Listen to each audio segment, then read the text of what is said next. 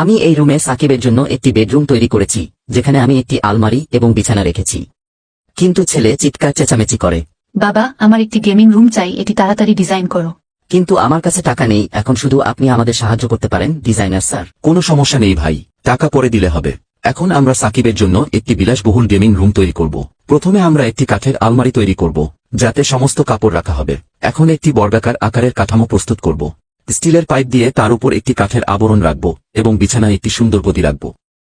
নিরাপত্তার জন্য পাশে রেলিং লাগাবো ও উপরে ওঠার জন্য একটি সিঁড়ি লাগাবো, যা দিয়ে বিছানায় যাবে। তারপর বিছানার নিচে একটি ডেস্ক বানাবো, যেখানে বই রাখা হবে। এই দিকে একটি স্টাডি টেবিল তৈরি করব। এটিতে একটি ল্যাপটপ রাখব, যেখানে ছেলে ইনস্টাগ্রাম চালাবে।